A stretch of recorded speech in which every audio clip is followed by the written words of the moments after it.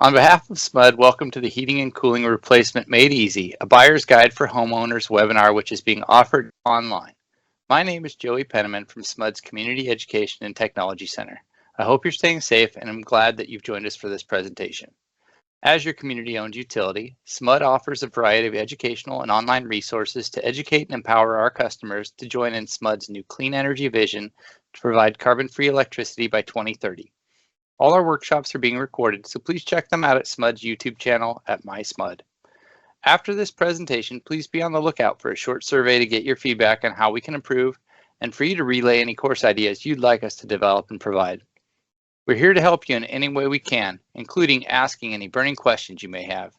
We'd like to request that you type your questions into the chat area on the side of your screen. We're going to have some breaks in the presentation to answer those questions that pop up, and we'll also open up the mic at the end to allow for a more conversational Q&A session. Every class we offer has some motivation behind it, tying to a topic that we believe our customers would like to learn about. When it comes to modern heating and cooling equipment, there are a lot of options for you to choose from at various different costs and different configurations. Today, our presenters are going to relay a lot of information to you in a way that's as easy to understand as we can make it. We hope you find this course educational and helpful in making any decisions about replacing your home's heating and cooling system. And now it's my pleasure to introduce today's presenters, Jeff Paul and Gaukar Nukanova, who goes by G. Jeff, take it away. Thank you very much, Joey. My name is Jeff Paul. I'm an energy advisor at SMUD. I've been 27 years and about 18 years in the area of helping folks with heating and air. So we answer our advanced home energy line, 732-5732, and our advanced home solutions email inbox. And so where customers go and they are seeking help with going electric, whether that's heating and air, water heaters, induction cooking, all those things we help people out with and navigate that process. We've been helping out many customers successfully go electric and take advantage of our rebates at the same time. Our goal is to help you make the most out of your going electric experience and get the best deal on a new variable speed heat pump with a contractor you're comfortable with. That's about it. The one thing is just to take screenshots as you're going through these different slides. They're very content dense, and it's a very unique set of information that is not found on the internet. You might scour the internet and look in 10 different places and not get all this stuff in one spot. So please take advantage and don't try to absorb everything this moment and save some for later. And G, you could introduce yourself. Thank you, Jeff. Hi, everyone. My name is Gaukar Nukanova, and I go by G. I'm an energy advisor for SMUD's Advanced Home Solution team. My role is to help our customers navigate through our program to maximize your rebate and get more energy efficient system. We want you to have all the benefits of the latest technology. I've been in this industry for about 5 years and have helped many customers to choose what's the best for them and their home. And it's just two of us in this Advanced Home Solution helpline. Just give us a call, don't hesitate, and Jeff and I will be able to answer any of your questions regarding new technology, heat pump system, and our rebate program. So our Jeff, our agenda today. So what is a heat pump? Good, better, best of heat pumps, rebates, incentives, the rebate process, considerations for the contractor, brand's warranty, size of home, ductwork, estimating the savings is always fun, customer testimonials, of course our contact information before and after, everywhere in between if possible. Next slide. Just touch on our rebates. It's $2,500 right now on a typical gas to electric conversion as long as you're going variable speed. This is right now as of July 2025. So rebates and incentives are always fluid. We usually go up a little, go down a little, but it's pretty stable for SMUD. Other rebates, tax credits, tech, HERA, these other type of things, we're not a jurisdiction over, but it's things that you might want to check on yourself and see what's there. Sometimes it's raining from the sky money. So definitely check into those. And next slide. Basic thing, what is a heat pump? Heat pump is just basically an air conditioner running backwards. So that thing sitting outside that we call our air conditioner, if you run that thing in reverse, it will get the indoor coil hot instead of cold. That's a heat pump. That's all it is, pretty simple. But that thing outside, as we know, costs us a lot of money when we run our AC. And the thing outside has a compressor, is using 80% of the power. So that system, that part, if we could make efficiency improvements on the part that uses all the power, then of course you're going to get a cheaper air conditioner and a cheaper heat pump. So AC in the summertime, your outdoor unit gets hot and your indoor unit gets cold. In the wintertime, your outdoor unit gets really cold and the indoor unit gets hot. So between those two, this is just the basic non-scientific way of saying this is what a heat pump is. And the next one, configurations G. There are 3 types of HVAC system, with the split system being the most common type found in most homes. Split system includes one AC and one furnace. AC, which is typically located outside, and furnace located inside the home, often in the closet or in the attic. The next system is a package HVAC system. It's one unit that has everything in one box. Heating and cooling will be either on the roof or on the ground. And a third system is one of my favorite systems, a mini split system. It is a ductless. So one of the most benefits of the ductless system is having a more energy efficient system compared to the ducted central air conditioning system. It's 20% more efficient because it doesn't lose the air through ductwork. Another benefit of a mini split system has individual room control, which allows you to set and control different temperatures for each room. Next slide, please. The compressor that we're talking about, the basic description of the 3 major different styles of compressors is single stage. That means it's on or off. It's full speed on, full speed off, or just nothing. 2 stage, it's going to be at 100% capacity or 70% capacity. So it's only 2 choices, and normally the blower motor is going to match and have 2 air speeds that it runs at on the indoor unit. On a variable system, you now have a modulating compressor that ramps up and down, so you have a range of like 30% up to 130. And remember that 2 stage is 100% or 70. So when you go to variable, you just open up your range of modulation.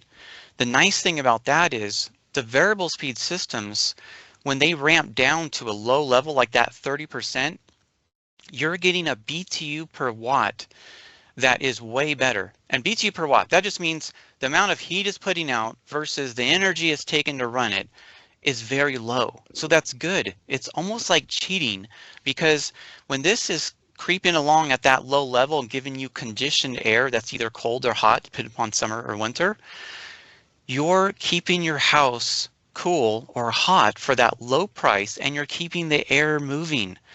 By keeping the air circulating in your home, you're getting rid of those dead spots where you might have that one area that never gets as cool or as warm as you really want it to.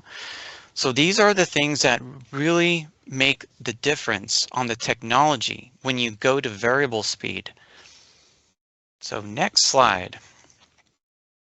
What we're talking about before, that on and off cycles. If you've ever been in your house, AC, it meets its temperature, it shuts off, and then you have that dead air, it's just getting hot, and you're thinking, please just come on so I can get some relief again. And then the thing finally kicks on, and then it blows full blast, and then it shuts off again. So those cycles are represented in blue on the single stage. So you see it's a big on-off difference. When you go to a 2 stage, you have that 70% capacity, so it could run at a slightly less speed. It's still pretty fast, but you get a little bit of a smoother experience as far as your heating or cooling. It's better, but a variable speed runs and it meets temperature. It actually looks like that blue for one cycle. So it will ramp up. So if you have your system off, you turn your system on, it's variable speed, it ramps up, gives you everything it has. It tries to meet your temperature, and then it ramps down and creeps along at that low level. So it mimics that green line that is very smooth for the rest of its operation throughout the day. So it has a extreme advantage in savings. When I look at this post-install, because we see these systems installed and I see these load patterns, the variable speed compared to the previous year, it looks like a mountain of energy that was just cut in half. So on the new system, it looks like the air conditioning load just got cut in half. That's how dramatic it is on the change. On the next slide, there's some truth and some myths about heat pumps that are good to go over. So fact is true, single stage and two stage heat pumps can struggle when it's cold because everyone says heat pumps don't do well in Sacramento. So one of these things to think about is that it's true that single and two stage heat pumps have a bad reputation, and we prefer, hence the higher rebate on the variable speed systems. Get a variable speed and don't go through that. How about let's not have cold air blowing and auxiliary heat that's expensive to use, and then go to a system that gives you a better experience from gas to electric. So the heat pumps cost too much to use, and this is true, like on single and two stage heat pumps. The two stage is better, but really the single stage heat pumps gave a bad rap, and it was something that I dealt with all the time working at SMUD for many years.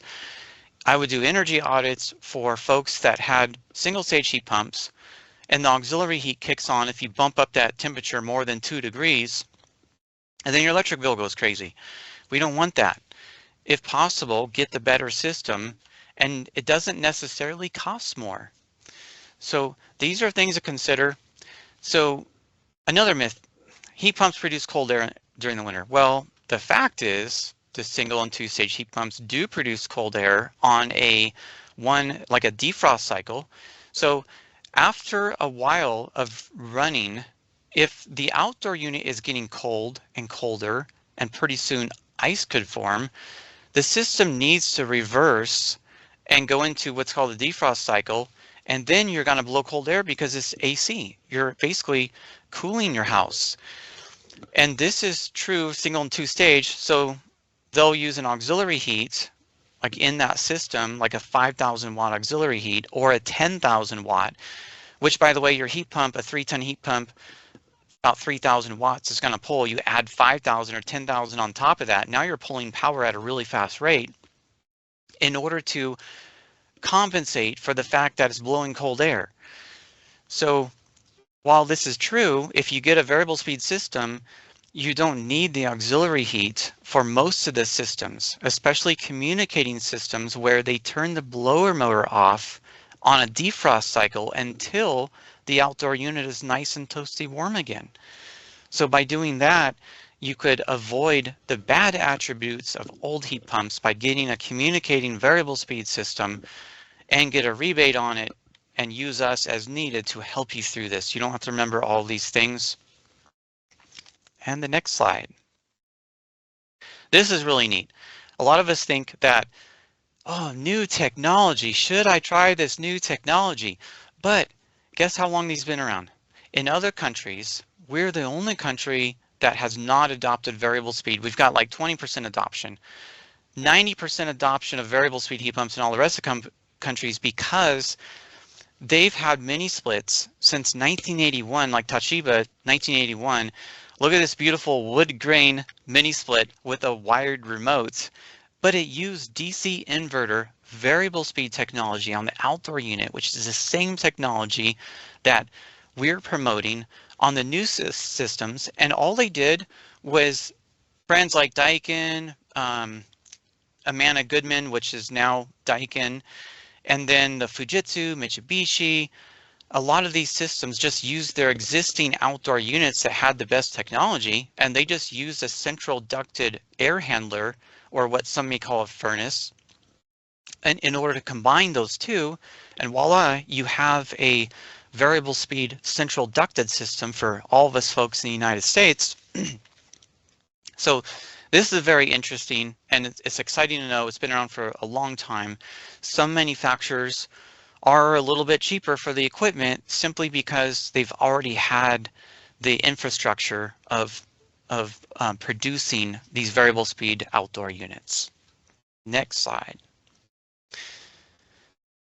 G, we'll go through some of the benefits.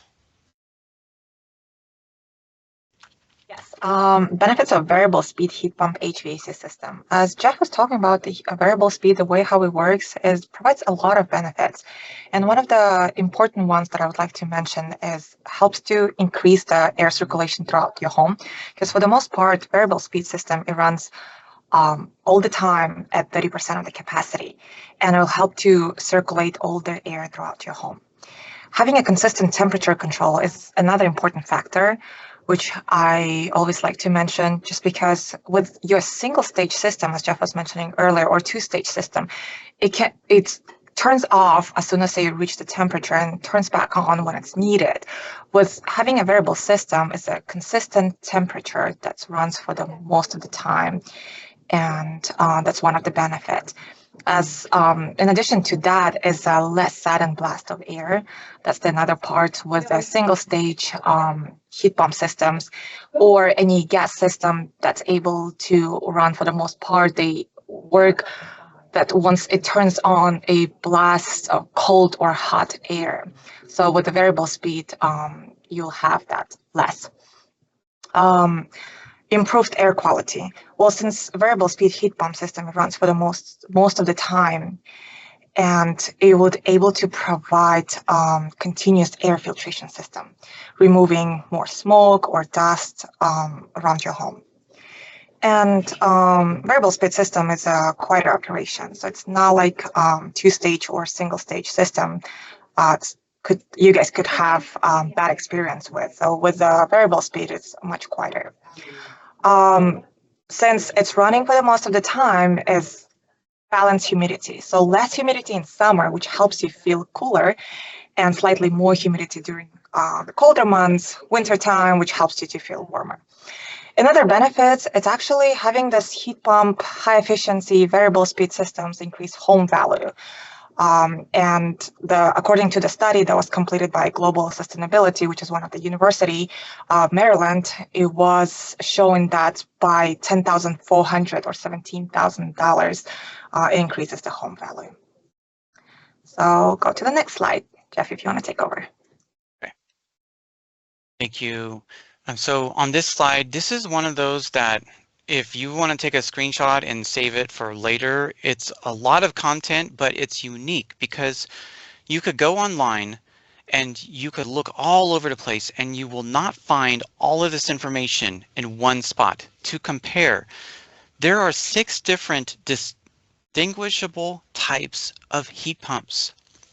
So the technology, 6 different types. So if a person says a heat pump this, a heat pump that, they do not know heat pumps for real because you cannot put all in one box. There are pretty much horrible heat pumps that we don't want you to buy. We don't want you to buy a single stage heat pump or single speed. The 2-speed we do rebate on. We want to have mercy on customer contractor situations where if that's the only thing they could get, we're still having that rebate there. But the real advantage is when you go to a variable speed system and these differences. So on a 2-speed, you have that 70, 100% capacity, but you're still going to need auxiliary heat. Auxiliary heat, 5,000, 10,000 watts in order to help the other system, the heat pump system. On a variable speed, non-communicating system, Bosch, many others use standard thermostats. Those ones, some will be installed with auxiliary heat, some will not. It's kind of between you and your contractor. But now, when you have variable speed, you have that advantage of that 30% to 100+% of modulating capability. So this is where you really open up more savings, better supply temperature. So the gas system is 130 degrees. A variable speed compressor has capability of delivering a hotter supply air temperature. You could get 110 degree supply air when the thing ramps up in order to meet it during the winter time, whereas that single and two speed, it could just max out at 89 degrees. It's never going to give you anything hotter than 89 degrees. So when you go to variable speed, it's not necessarily more expensive, but you get way more for your money. So sizing too is another thing, is that when you're sizing a variable speed, it could kind of cover a multitude of sins because a 3-ton system is really 1 to 3 tons and everything in between. It modulates and matches what you need at that moment, whatever your house needs, which means that short cycling is not going to be an issue. You would have to oversize that thing. You'd have to put a 5-ton in a 1-ton situation in order to short cycle, because a 5-ton is going to be able to ramp down to like a 2-ton level, but not a 1-ton level. So that's the only situation. Variable speed communicating, we got the little trophy there next to it because on this technology type is our most common system. Like the Daikin, Amana, Goodman is the most common that we see rebated. And that system is a communicating system. So it gives a direct signal. It says, come on at 130% right now, no guesswork, do it. It sends data and it does it. On a non-communicating system, it has a just on-off signal, says come on, come off, and then it has some sensors that adjust in order to guess what it should be running at in order to achieve what the set point is.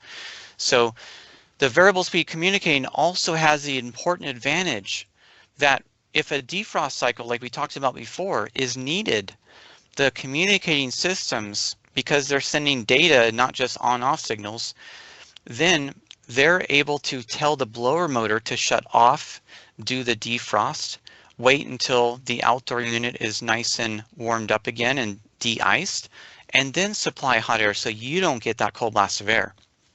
So these systems, because it's a higher level technology, doesn't automatically mean it's a higher price. So shopping and contractors, what we see over and over again is if customers diversify their estimates with more contractor bids, they're always able to get a system in a split configuration, not package unit, but in a split configuration, what most people have, then they can get the communicating system for the same price or maybe even less. So that's the big thing as a takeaway. If you have a package unit where the package unit is all in one box, it's on your roof or it's on the ground, then it's Bosch or Gree, that's pretty much it. And there's no communicating, it's just a non-communicating system, which is okay, it's the best for that configuration. The hyperheat systems. So the basic hyperheat and then the 2-stage hyperheats, those ones can go down to even lower temperatures. In Sacramento, we really don't even get that low. It's cool, but it's to show you that the technology is so awesome. We have everything from horrible up to can run down to -5 degrees at 100% capacity. So that's the thing wonderful about all of this. Okay, next slide. Hey, Jeff, real quick, yeah. we had a question on that one about which one is good enough for Sacramento. Yeah, so the variable speed systems are really the sweet spot, the communicating variable being where it says little trophy, that's like the best for Sacramento. The non-communicating, if it needs to do a defrost, like 2 years ago, we had 28 degrees in Sacramento. During those times, some of the non-communicating systems had defrost cycles that showed up and customers complained when they did not have auxiliary heat. Now, the winter after that, it wasn't as cold, no complaints. So I heard nothing from customers where they complained about defrost cycles or anything like that. But truthfully, more people are buying the variable speed communicating now because it's not really more expensive. So that would be the sweet spot for Sacramento, a variable speed communicating system, which means it's not going to use a Ecobee or Nest because those are non-communicating thermostats. They work with your smartphone, so they're called a smart thermostat because you could have an app, but they're not a data sending thermostat that sends a communicating data signal. So that's why Sacramento variable speed communicating. Awesome, thank you.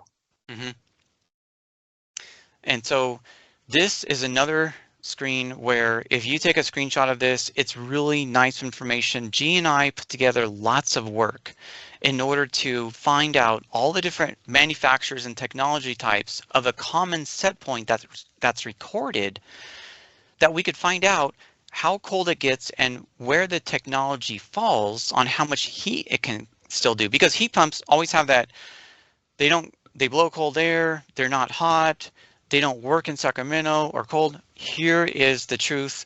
If we all rate them at 17 degrees is colder than Sacramento, but it's something where we could see all these manufacturers and how much heat can they give. So a variable speed hyperheat, for example, can give 100% of its rated capacity even down to 17 degrees. That's only the single stage hyperheat. It's not even the two-stage hyperheat. So you still have 100% capacity well under Sacramento levels. And truthfully, you don't even really need that. A variable speed communicating system, on average, are at 90% capacity at 17 degrees. That means no auxiliary heat. You don't have defrost cycles that affect you because it turns the blower motor off. So your gas to electric experience is going to be ironclad the best on a variable speed communicating system. The variable system at 70%, it's good, but it might need auxiliary. And so it's still giving you a lot. It might be at 90 to 100% at say 35 to 38 degrees, like our typical winter times. But if it does a defrost cycle, you're going to feel it. And that might work out to the coldest of days. Every 2 to 3 hours, you could have a 5-minute where it will go into defrost. If you don't have auxiliary, you get the cold blast of air. Some people are totally fine and they don't even realize it, but it's something to consider. But look at the single and two stage, 47 to 55% of their capacity during the 17 degree example. So that's not very much. Those things are living and dying by that auxiliary heat. They need that auxiliary heat or else it's just going to be nothing. You're not going to get any heat. So next slide. Now back to our rebates. So the 2,500 on a gas to electric. So this is assuming you got your gas system, you're going to a variable speed electric heat pump, you're going to get the full 2,500. There's other incentives there too. So we are just listing here the tax credit, the date today, July 2025. It's available as we see it, but these are always fluid. It could go away. So at the time that you watch this, please check and see what is available now for the particular system that you're checking on or purchasing. There's also Tech and Hera, which could be available any day now, but they could also go away in a couple months. So the switchison.org, you could check there, see what's current, and then do your own research on the other incentives. Two-stage, we got 1,500 as of now.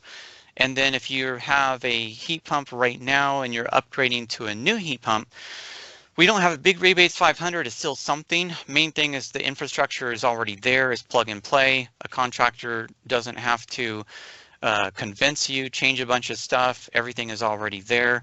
They don't have to cap gas lines or do anything different with flue pipes, anything like that. So next slide. The rebate process.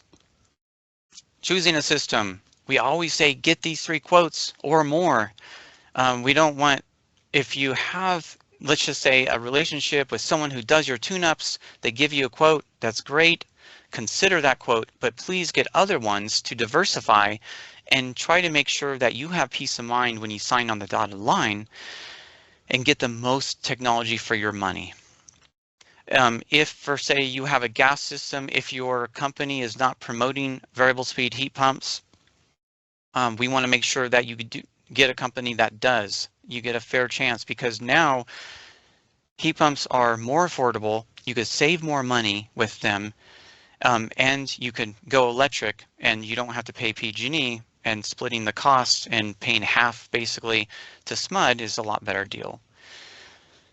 So after getting, you get advice from us. We always want you to get your quotes. If you have questions, we're here as a neutral third party.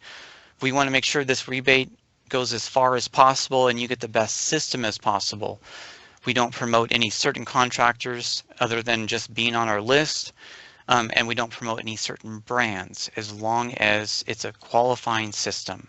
Talk to us if needed. We're happy to talk to you. Sometimes we talk to customers 2 or 3 times before they find the system and the contractor that they really want.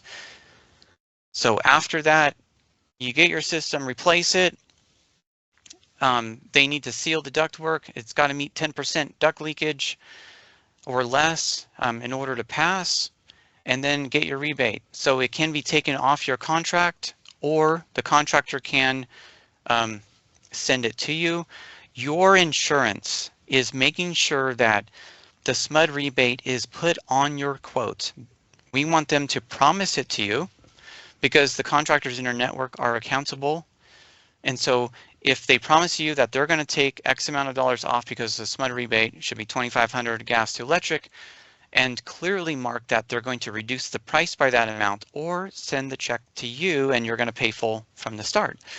Preferably if they take it off the price so you don't have to wait for them to submit it and then wait for the rebate to come back to you, would be better. That's the process in a nutshell. And next slide. G, if you want to go through the contractor network a little bit. Yes. So this is our smudcontractornetwork.org website. You can choose a contractor from here. In order to qualify for our rebates, you need to choose a contractor from SMUD Contractor Network, participating contractor. Once you get into this website, there will be 2 options. First one is find contractors for your residential home, and next one is going to be for your business. So you will choose for residential home, for your personal home, and the next page opens up. On the left side, you'll have a search boxes for the projects that you're looking to do. Here, there's some other options: heating and cooling, heat pump, water heater, steel and insulate, or go electric. All the contractors listed on the right side. You can choose as many contractors as you want. We always recommend to get a minimum of 3 quotes so you can compare all the prices and make sure you're getting the best technology for the best price that suits you. So once you choose a contractor, you click View Contractor Profile, and it will bring you to this page where it has all the information about contractors, their company logo, company name, and any additional information, what they do, license number. And on the right side, you'll have a contact information where it would show, once you click in there, you will have the phone number as well as their email address and their website. And but on the top, we'll have email contractor. Once you click on to email contractor, you'll have this form. This form, you just need to fill in your personal information and the project that you are going to do, and contractors will get back to you within a certain time frame. And next slide. So considerations when selecting contractors. These are the most important consideration to make sure you have done all necessary steps to get the most efficient system for the affordable price. The first one, it's important to get a variety of estimates, get at least 3 bids. What I mentioned earlier, we always recommend to get 3 quotes from different contractors. And not all the contractors are selling the most efficient equipment that will provide you with the greatest savings. So that's why we want to make sure you do get quotes from different contractors so you can compare and see what equipments, what systems they offered you for what price. Consider your point of contact for easy scheduling communication style. There's 2 most important things. Having a point of contact within the contractor you choose, it's very important. If you do have questions before or after or during the project, it will be faster and easier to get through them.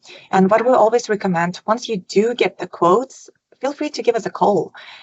Me and Jeff will be able to look through your quotes, look through your contracts, make sure you're getting a good price and good technology. In case if you have any questions regarding the bid, you have any questions regarding the system or the efficiency, we'll be happy to help. Review contracts. Once you select the contractor, make sure review their contracts and commitments in detail. Warranty offers. Warranty is I feel like one of the most important factor because there's a labor warranty as well as a manufacturer and parts warranty. So the labor warranty could be labor work could be pretty expensive. So you do want to make sure you do get warranty on a labor. So average, it's about 1 to 3 years, but if you do have more, that's excellent. Next slide. Jeff, if you want to take over from here. Thank you very much. This is another screen where there's a lot of content, but it's very important. It's something where you could look through these and save a screenshot of it for later, and then use that as a tool when you're getting your estimates. Larger and smaller companies, we love all of our contractors, and we want all of them to have a shot and fair shots, but at the same time, from your point of view, you may have different things where you find value. It might be the lowest possible price, or it could be the stability of a larger contractor. And some of the larger contractors might have special deals. If they're really promoting the SMUD rebates, I've seen some of the larger contractors where they had special budget deals on variable speed, and they're able to compete with the smaller companies with better products, but not always so. Some contractors are really focusing on gas installs, and variable speed heat pumps with SMUD rebates are a small component of their business. They might have a big gap between a gas system and a variable speed heat pump, and they might even tell you, even though they're on our list, that you should buy a gas system because the variable speed heat pump is too expensive. In these situations, getting more estimates really pays off, because if you could save thousands of dollars and get top-end equipment that's going to save you on both heating and cooling bills, no longer use gas, get a better experience going gas to electric, and all of these things are going to be better for you. It's a life changer. The smaller companies, they less overhead, they be less committed to certain brands. So for example, let's just say if a company might be a very large company and they're committed to a certain well-known brand that everyone knows here in the United States. And if that brand is very expensive and they only want to sell you the gas one, they might not be getting a whole lot of variable speed heat pump installs that way. If they had an affordable brand or option and they really were pushing variable speed heat pumps, they could sell more competitive prices. It's totally up to them though. So the smaller companies, there's some of them that are really devoted. 90% of some of these companies do variable speed heat pumps. Large companies, middle-sized companies, and small companies, we have these in that category. So although there's advantages and disadvantages of both, the one thing I see in common is that while going through estimates, hundreds of estimates over the last 5 and 6 years, we always find that someone can get a communicating variable speed system as long as they diversify contractors and get more estimates. And they save thousands too. Next slide. So the average price of a variable speed heat pump on a conversion. So basically, $19,527 was the average 3-ton size heat pump variable speed in a split configuration, and there was a lot of cheaper and more expensive, but this is kind of the average price. So this is not doing the ductwork. Mostly when someone does a gas to electric conversion, they use the existing ductwork. If you have to replace your ductwork, of course, it's going to be more expense added on top of that. We just want to get you kind of in the ballpark. We've had customers that call in and they only got estimates from some of the companies that advertise on billboards and all over the place. And they thought that $35,000 or $30,000 was the cheapest that they could get a new system for. But if they were able to go out and get a few more bids, they could find out that they could save thousands and still get that system. That's why we post these. We want to be transparent and let people know that this is basically the average price. Next slide. Most popular brands. So this is always interesting because in the United States, the companies that we're used to, most of them aren't doing mini splits in other countries using variable speed technology. They started kind of fresh doing variable speed here. And if you look at these numbers, so Amana, Goodman, Daikin. So Daikin has been huge with the mini splits, and they've been doing them for a really long time. Because of that, they've taken their outdoor unit and the typical Daikin Fit, Amana S or Goodman GSZ, I believe, those systems are all side discharge, which means the air comes out the side like a mini split cell system. And that's our most common install on there. And yet most people, if you say Daikin, they might say, well, I'm familiar with Carrier Train, some of these other ones, or Lennox, but I'm not familiar with this. But this is our popular install, and we don't prefer a certain brand. It's just that this is what we're seeing in our rebates right now. And we are seeing a lot of momentum. A lot of these companies are coming out with competitive variable speed systems, and they're moving up and they're starting to increase numbers. So like when we look at here, Carrier, Train, and Lennox, they're in that kind of 2 to 3% range as far as rebate submissions. So their prices might be getting more competitive and get more of that market of the variable speed, but this is just as it is right now. So we just ask that you be open when you're looking at brands.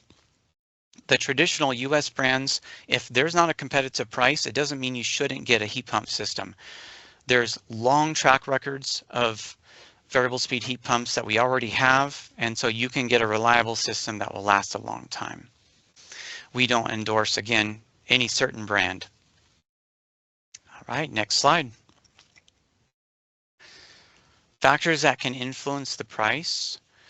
So as we said, there's no reason to opt for a gas system over a heat pump because of price. If you are getting only a low estimate on a gas system, it means you've got to diversify contractors a bit and get some more. Every single time there are contractors that can meet or beat your gas price, guaranteed. So we help people navigate through that process. Some contractors only install a couple of brands. They might have incentives and be loyal to a certain brand, and it's totally up to them. If they have one brand that they're going to stick to, but if that brand is not competitive, or if their quote is not competitive to other companies, it doesn't mean that you shouldn't go out and check some other companies to find out how you can get a high-end variable speed heat pump for maybe a lesser cost. So never settle for a gas system. Again, if you haven't known already, we promoted AC and gas systems before. So we actually were not heavily promoting heat pumps, say like 7 years ago. We had a rebate for air conditioners, and we incentivized a higher efficient gas unit. But as the tables turned and as the price per therm went up and the technology got cheaper, now we're promoting on variable speed heat pumps that can basically cut your costs in half on your heating cost, which didn't used to happen with the traditional heat pumps. So get more bids. There's always a reason to get more bids, and then get a variable speed heat pump. And next slide. The warranty, this is a big deal because a lot of times the standard warranty is 1 to 3 years. Outside of that warranty, you might have half the cost of labor. Your parts warranty is 10 normally. So although your parts warranty is great, if you have, say, $1,000 indoor coil goes out, then you might have another $1,000 in labor to replace that coil. So having the parts warranty is half the battle, the labor warranty, it doesn't mean that everyone should try to get a 10-year labor warranty because it doesn't happen very often, but keep that in the perspective of value. And if you go to a large company because of stability, their labor warranty should also reflect the amount of value you attach to the stability. If they only offer you a 1-year warranty on labor, the stability of the company might not have as much value outside of that 1 year, but always consider those things, and it's a negotiating point too, because sometimes maybe they could offer more warranty and make you feel more comfortable. These are all things that we could help you with to make sure you get the most out of your investment. Next slide. So G, you go through a few of the other factors of the home. Yes. So another important factor that can influence your price is the size of the house. Larger homes requires larger HVAC system. So the major influence factor is the cost of the HVAC system installation. Larger homes generally require more powerful systems, which are typically more expensive HVAC systems, since it needs more heating or cooling capacity to maintain the comfortable temperature throughout the house. Larger homes may also require more extensive ductwork or a longer line set. This can add to the overall installation cost. In some cases, larger homes may benefit from a zoning system, which allow for a different temperature in different areas of the houses. So typically, having a zoning system is very common in two-story houses where they can have upstairs one zone and downstairs another zone where they can control the temperature for each floor. Another factor that can influence the price is the ductwork. Replacing ductwork can increase the price substantially. And note that many projects can be completed with existing ductwork. But what we require is to have the contractors to ensure the ductwork is sealed and no more than 10% of air leakage. If it has about 15 to 20%, it's possible to seal, but if it has, and bring it down to 10% air leakage. But if it's more than 20%, most of the time it's recommended to replace them. If you are going to replace your ductwork, it definitely can increase the price of the project. So make sure to take that into consideration. Next slide. Jeff, you can take over from here. Thank you. When you're estimating savings, it's always kind of fun. I think saving money can be fun for anybody. When you look at your bills and how much you're paying, I know heating cost has been a sore spot lately. I've seen price per therm at $2.70, and I see $400 and $500 heating cost for customers. Cutting that in half is kind of exciting. Now we have the technology to do it. So I've laid out a basic way of figuring out how do we calculate these savings. A lot of times we go online, is there a BTU per, calculator, like converting BTUs to kilowatt hours and that kind of thing? But there's not an easy component to do that. This is the easiest way based upon working with other customers and calculating cost analysis after they've changed. And after we found out the results, how much did they add to their heating costs? I've found 50% as a good number, but 40% as I would say, more safer number, just in case. So if we put together 12 months of the heating bills on your gas side, and then your electric bills. So if your electric bills, to start with, if you have a $130 base bill, so when you're not heating or cooling, March, April, October, those are months that kind of show us what is our house doing and using aside from the heating and cooling. That cost is going to happen every month, no matter what. The house has got to run. It's got to do the normal stuff that it's doing every day. So if we take that cost and subtract it out from one of our cooling months, like for example, the July, it says $370. If we subtract out the 130, we get the 240. And then if we times that by 40% of our estimated savings for cooling cost savings, we basically get the $96. So we could do that for each of our cooling months, and we can get a total.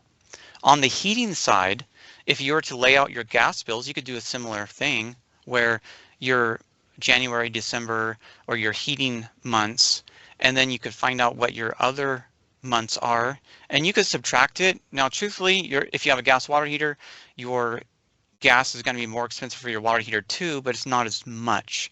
So to get into the ballpark, you could subtract your base gas months from your winter gas months and get a basic idea of what you have on the table for savings. And then you could times that by 40% and get a savings number, and then you can get a yearly total. Screenshot, this is a ballpark way to get realistic savings. This is assuming that you use your system in the same way you used your old system.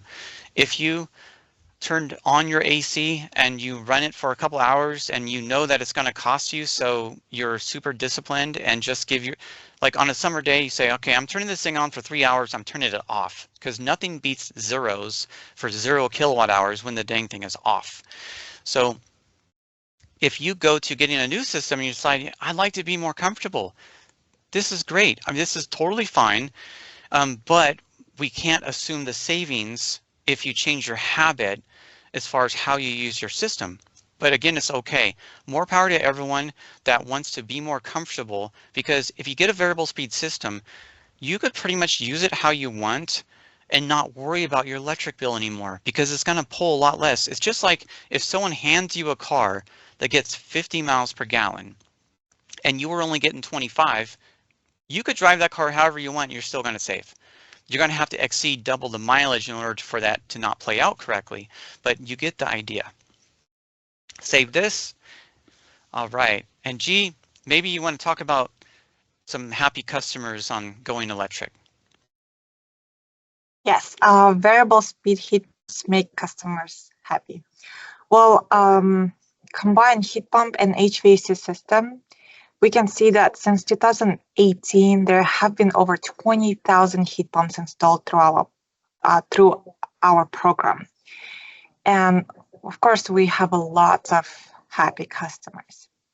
And this is a picture, actually, I've taken this picture a long time ago, at the time when I was working with a contractor. And this was one of our happy customer who got heat pump, water heater installed, as well as a heat pump HVAC installed through our program. And so she was referred by her brother, but her family was able to convert their heating and cooling systems as well. And in her case, she got a mini split system that has ductless and ducted system. So upstairs was ductless and downstairs was ducted. And she was extremely happy with her system because she was able to see a lot of savings, and she was having more comfort by having a variable speed communicating heat pump system. So happy customer picture. Next Great. slide. Our role as Energy Advisor, we want to help our customers. So we want to find a heat pump at a good price, will keep you comfortable and reduce your bills. We don't endorse a contractor or a brand. We're a neutral third party. We're here to help you. We just request that they're a participating contractor in our network, and it's going to be equipment that qualifies for our rebates. Our number, 916-732-5732, and the advanced home solutions at SMUD.org. You don't have to go through our call center. You don't have to be transferred. There's no automated system. You could just old school style pick up the phone and give us a call. Since there's only 2 of us, please leave a message so we could call back as soon as we're caught up on our calls that are already in the queue. And we will assist you. And again, we normally talk to people 2 or 3 times before they settle on the right system and contractor for them. So we are eager to help you through that process. One question I noticed in the chat was the 120 volt or 240 volt circuit, and the question was, is it always necessary for a 240 circuit needed to run to the air handler, which this is common on the single and two stage or any system that needs auxiliary heat, that they need a higher amperage circuit. So that means more labor, more costs. Not always. If you get a variable speed system that is communicating and shuts off the blower motor, most of those have 120 volt air handlers that are plug and play with your gas furnace where it used to plug in. So there is a system that is easy for you, and please don't settle for, if a contractor tells you it's hard for X, Y, and Z, please know that there's another contractor out there willing to install a system that they know about, are educated, and do it for a good price. Joey, did you notice other questions to answer? The next one we see is this available for a manufactured home in a park? Yeah, the question would be, is if the contractor can get a permit for that through whatever organization it's regulated by, yes. So that's the thing. We want everyone to be able to get a variable speed heat pump if possible. And we have seen this happen. So we've walked customers through and made sure that they got the system. So we're happy to assist. There's plenty of contractors that have done this already. We just need to make sure that we could actually do it legally. That's all.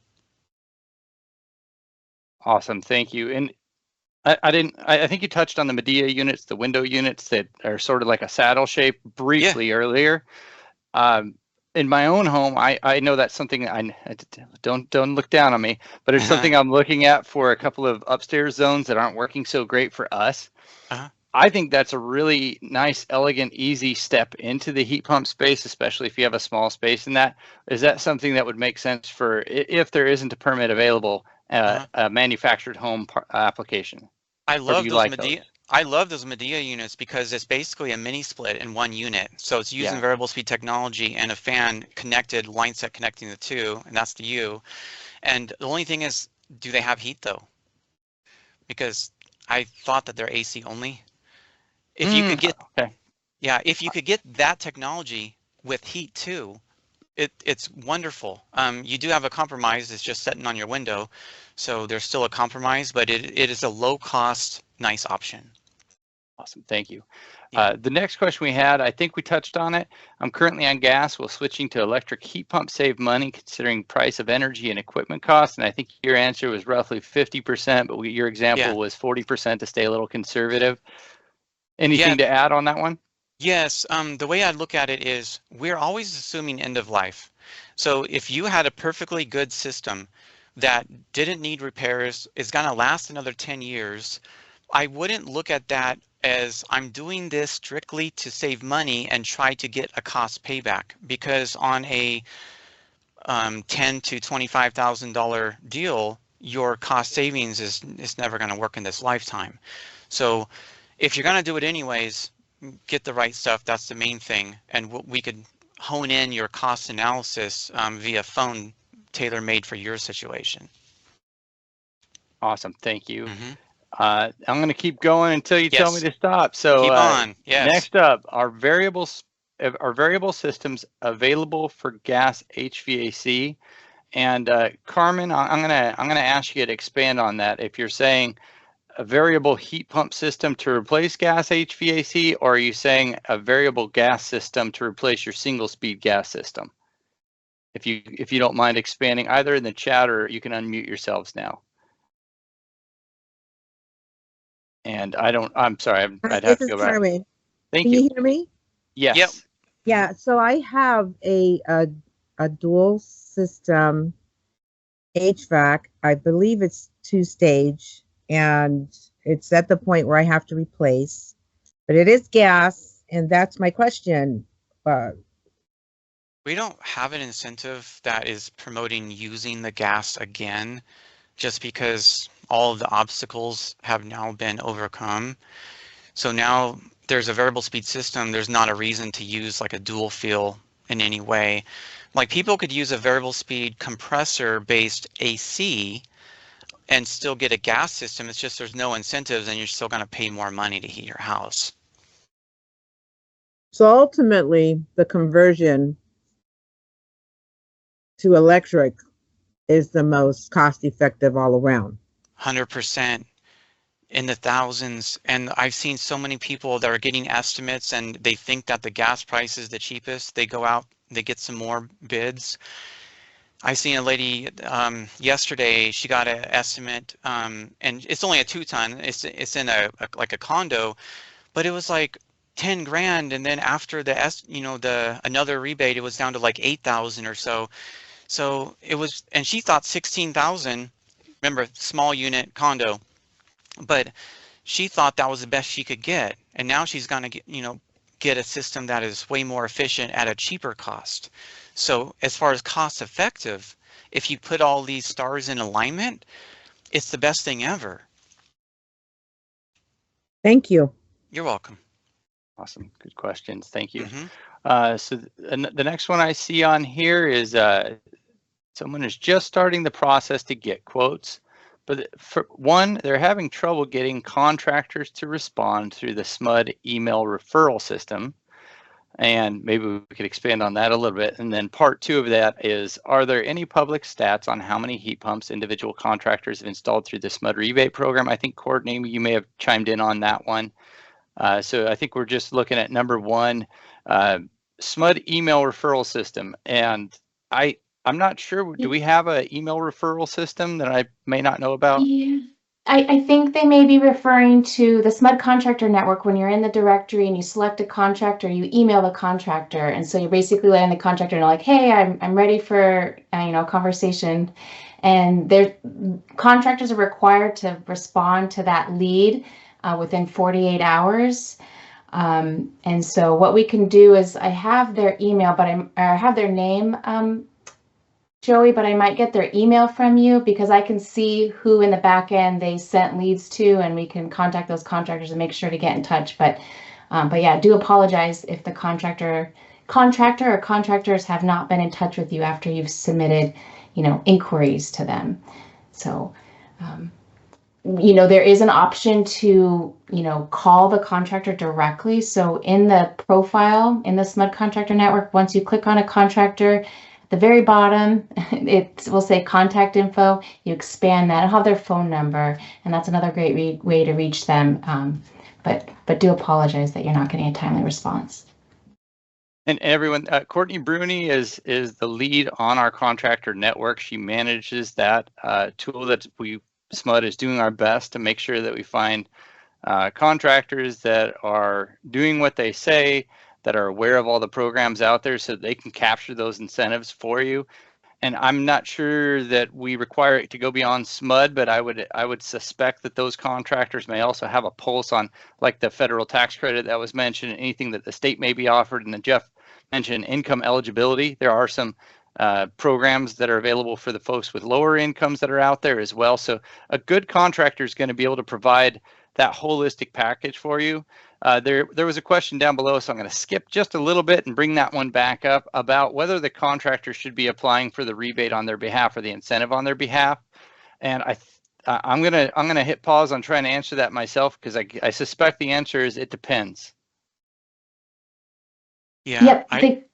Go ahead, Courtney. No, please go. Well, I was just going to say, yeah, we do require contractors to submit the rebate on behalf of the customers. They have to use a participating contractor in the network, and the contractor submits that rebate. But we do offer the option to provide the incentive, the rebate, directly to the contractor, which they then can do an instant line item, discount on your invoice to lower the price off the top for you, or the customer can get a rebate directly from SMUD as a check. It's really between you and the contractor to make that decision. Awesome. Anything to add on that, Jeff? Thank you, Courtney. Yeah, just one thing is on the taking it off the top versus having the check go to the customer later. If you take it off the top, it makes it a little easier. Make sure to have it written in the contract how it's going to be. Your assurance as the customer is having that SMUD rebate on the quote. so that the contractor is going to either clearly take it off your price or send you the check later and you're paying full price from the start. It's a little bit less headaches if the contractor takes it off the top, because if the contractor waits to submit it to a later date and you're asking where's your check and you call SMUD, then we have to find out that if it wasn't submitted yet and we got to call the contractor. But if they take it off the top, then of course you don't have to deal with that. Good ad. And I suspect Jeff and Courtney, when you're saying the rebate, you're just strictly talking about the SMUD rebate or incentive. The Right. federal investment tax credit that everybody's got to do their best to keep a pulse on that right now, but from what I'm understanding, we have until the end of the year for that. But that is something I suspect, is that something contractors will typically take on, or is that fully on the person to file in their taxes and recover that tax credit? I think Sherry made a mention of the fact that you have to have a tax burden for that to be useful. It's fully on the customer to do that research. We could only point them to, a website, checking to see if the stuff is eligible for tax credits and your tax person as far as the advice on that. So there's always risk there. You got to make sure that the equipment fits. Yeah, it's compliant with the requirements of the various different whether it's SMUD or the federal program. Right. There's a little due diligence. And again, I'm going to point back to the contractors and making sure that you find some that you trust that is well versed on these things. There's going to be some folks that are starting up, and if as long as they're talking to it, to me that's a nice starting point. But make sure that you have a feeling that they know of all the various resources out there to support your decision to replace your heating and cooling system. So I'm going down on the list now. All right. Can you provide? Oh, sorry. Yeah, go Joy. ahead, G. Yeah, I just wanted to add to the previous question regarding the Yeah. mobile home and manufactured home. So yeah, most of the manufactured mobile homes, they will qualify for our heat pump, water heater or heat pump HVAC rebate. There are some requirements. And one of the most important requirement is just to be on individual meter and to have a SMUD active account. And another one is to have a permanent foundation on these mobile homes. And yes, they do need to obtain a building permit, which has to go through direct to manufacturer building departments, and they take a little bit longer, but everything is possible as long as they meet all these requirements. Just wanted to add in there. Good, Adji. And just a clarifying question on that, it got my mind going a little bit. In the circumstance where the park is master metered, is there a path forward if the account holder, whoever the property manager is for that park, were to apply on behalf of that homeowner, or is that just a non-starter for us? Very nuanced. I'm sorry for bringing it up, but is there a path forward there? Yeah, that's a tough one because we don't have any SMUD account numbers for those homes, and we have no way to submit a rebate. So unfortunately, that's one of the ones that we haven't been able to get around yet. Yeah, as of right now, it has to be individual meter and active account holder with the customer. Got it. Okay, so lean back on that Medea window unit, the saddles. Yeah, I love those things. I'm going to try to get one in our Energy Smart Home in our lobby. Yeah, if someone wants to check it out down the road. I love it too. Yeah. There was a question about other locations where rebates or grants can be offered. I think up above there was, I think Sherry may have dropped something in there, and I'm blanking on that. The Switch is on. Is that the one? Switcheson.org. That's it. Yes. Awesome. And I'm gonna chime in. I'm gonna type that into the chat for folks to have right down there next to that question. And there's another one that I've used for years, and Jeff and I kind of confirmed it's not as current, but it's another resource for other things that I've used. It's called DesireUSA.org.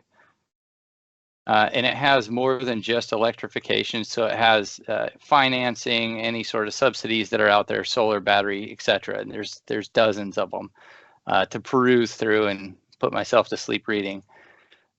So then I think we are down to, do heat pumps, great question here. Do heat pumps require any upgrades to the electrical panel?